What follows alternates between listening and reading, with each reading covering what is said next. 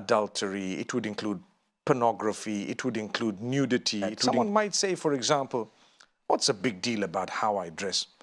Bismillahir Rahmanir Rahim. Assalamu'alaykum wa rahmatullah wa barakatuh. Alhamdulillah, it's Friday. Jumma Mubarak.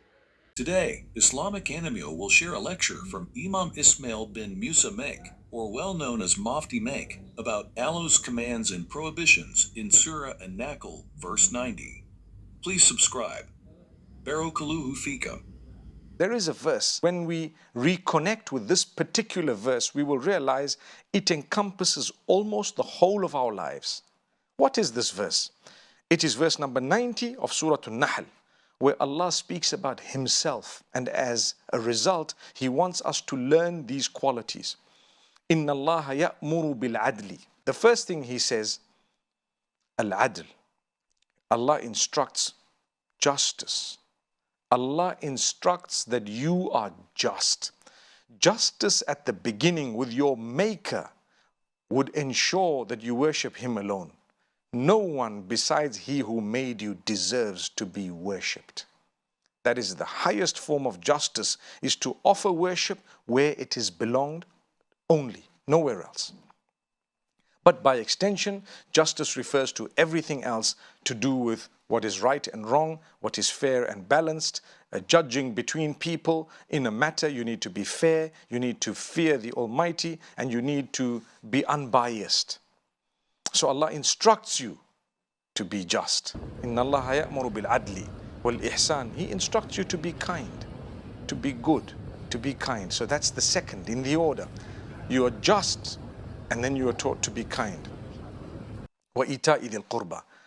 And He wants you to give to your relatives. Ita'i dhil qurba doesn't mention the need. It just mentions giving the relatives. Allah expects you to reach out to them and give. Don't be miserly. Why? Because Allah gave you what you have. In the first place, He wants to see, do you give others in need? And Allah Almighty thereafter says, وَيَنْهَا عَنِ الْفَحْشَاءِ وَالْمُنْكَرِ وَالْبَغِي.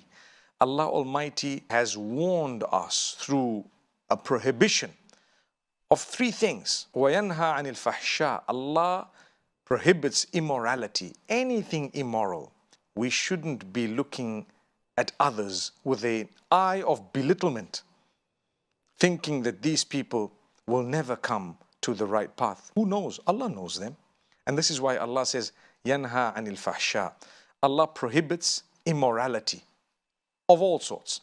That would include adultery, pornography, nudity, so many other things based on the Islamic understanding. So if a person is on a very high level of morality, he will definitely, or she will definitely achieve a sense of comfort, a sense of fulfillment, a nur or a light that comes from their face, because Allah promises you that.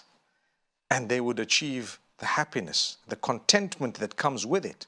May Allah subhanahu wa ta'ala grant us every goodness. Yanha anil fahsha wal munkar. Allah prohibits you from evil. Munkar, that which is evil, sinful. And al-baghi refers to crossing the limits, crossing the boundaries. Allah doesn't want you to cross the limits. He has set a boundary. Don't cross that. You know, it's called transgression. Do not transgress. Don't go beyond what Allah has ordained.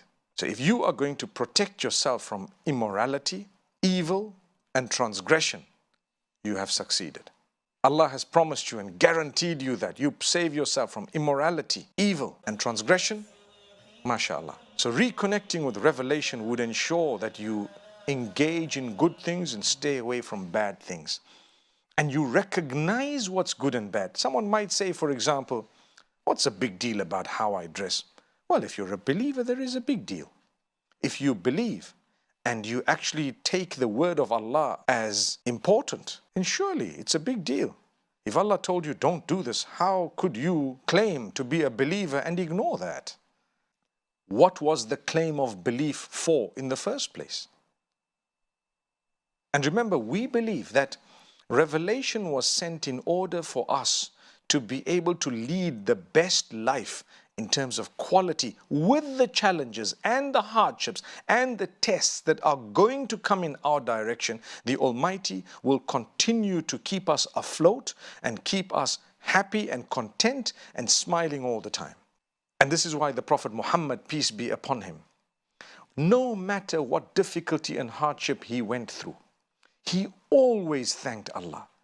It could have been worse. He was always grateful to the Almighty, and he never complained to the Almighty about the hardship that he was in. So we ask Allah Almighty to grant us from His goodness. Wa sallallahu wa sallama wa baraka ala nabina Muhammad.